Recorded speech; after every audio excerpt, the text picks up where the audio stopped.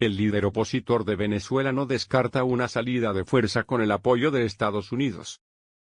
El líder opositor y presidente de la Asamblea Nacional de Venezuela, Juan Guaidó, aseguró que el presidente Nicolás Maduro está cada vez más débil, y ya no confía siquiera en su alto mando. En su entorno, al tiempo que no descartó una salida de fuerza con apoyo de Estados Unidos. Entrevistado por AFP en Caracas, Guaidó sostuvo que el alzamiento militar de la semana pasada en Venezuela reveló una fractura en la Fuerza Armada que tiene al borde del colapso al gobierno de Nicolás Maduro. A continuación se transcribe el reportaje completo, que evitó que hubiese un quiebre en la Fuerza Armada del 30 de abril. Lo importante es que, el alzamiento, visibiliza claramente la ruptura en la Fuerza Armada. El régimen señala directamente, además, al director de inteligencia, general de división Christopher Figuera. Se visibiliza claramente el descontento que hay, no solamente en los altos mandos. Hoy Maduro sigue muy débil, cada vez más débil, solo que está en el Palacio Presidencial de Miraflores. Ya no confía ni siquiera en su alto mando, ya no confía ni siquiera en su entorno. La gran ganancia es que desde el director de inteligencia, quien fuera edecán de el fallecido presidente Hugo Chávez durante 12 años, hasta comandantes, sargentos, están absolutamente descontentos. No hubo gran participación en las manifestaciones del sábado. ¿Hay síntomas de cansancio? La protesta se cumplió. Un gran objetivo era reencauzarla hacia la no violencia, cuando el régimen asesinó el 30 de abril, y el 1 de mayo de manera brutal. Fue un éxito dado que, los militares, escucharon nuestro mensaje y no hubo represión en la mayoría de los puntos, para tratar de demostrar un control que ya no tienen. No solamente vamos a anunciar marchas, sino también paros escalonados, huelgas, hay que vencer el miedo. ¿Seguirá llamando a marchas? Sí, claro. Querol jugó el ministro de Defensa, Vladimir Padrino, el 30 de abril. A todos los funcionarios los hemos tratado de contactar. No venimos acá a torcer manos, sino a estrecharlas, a construir una transición. No le estamos pidiendo a los militares que se pongan del lado de una persona, les estamos pidiendo que se pongan del lado de la Constitución, del pueblo. Es el rol de todos los funcionarios que vamos a contactar, y no hablo específicamente por Vladimir o por algún otro en específico.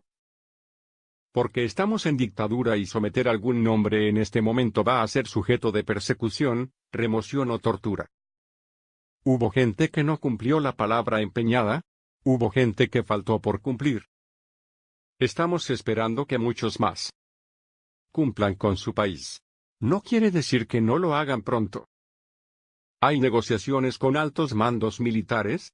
Hay conversación, que es distinto, con todos los funcionarios civiles y militares que están dispuestos a ponerse del lado de nuestra Constitución.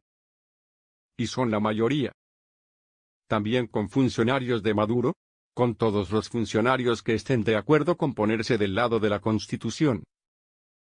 El cese de la usurpación, construir la transición y tener una elección libre. ¿Qué sabe de Figuera? Entiendo que está a resguardo, que ya ha tenido comunicación a través de una carta. Expresó malestar por la corrupción y buscó una alternativa. ¿Qué pasa si no se da el quiebre militar? Nuestra gran apuesta es la transición democrática, elecciones libres. La presión militar y el rol de la Fuerza Armada es fundamental. No estamos apostando solo por ese elemento, pero su participación favorecería muy rápidamente una transición. ¿De qué depende que pida cooperación militar de Estados Unidos? Esa es la opción polémica. Estamos haciendo todos los esfuerzos para lograr el cese de la usurpación y una transición democrática. Hay una opción alternativa, una transición acordada, como ocurrió en 1958 cuando el dictador Marcos Pérez Jiménez es presionado por las Fuerzas Armadas, y se construye una junta de gobierno que termina en elecciones libres. La otra opción es una salida de fuerza que no tiene que ser con cooperación internacional. Puede ser netamente local, con el descontento que ya existe y es obvio en las Fuerzas Armadas. ¿Cuál opción es la mejor? la que tenga menos costo social, que ya estamos pagando en muertes de nuestros niños por falta de comida o medicinas. Ahora, ¿quién le pone costo a la transición? Un derrotado, aislado, solo, que no gobierna, Nicolás Maduro. Responsablemente debemos evaluar todas las opciones, incluida la cooperación extranjera. No debemos confundir medios con objetivos. ¿El objetivo cuál es? Generar estabilidad, gobernabilidad, atender la emergencia, producir una elección libre. ¿Cuáles son los mecanismos? La protesta pacífica, que las Fuerzas Armadas se pongan del lado de la Constitución.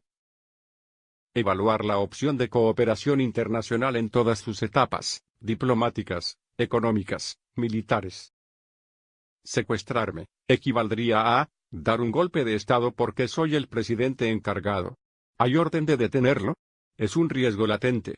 Están al borde del colapso. No nos amedrentamos. Es tan optimista como el secretario de Estado estadounidense, Mike Pompeo, quien dice que Maduro puede caer en cuestión de semanas. Soy muy optimista, estamos muy cerca de lograr el cambio en Venezuela.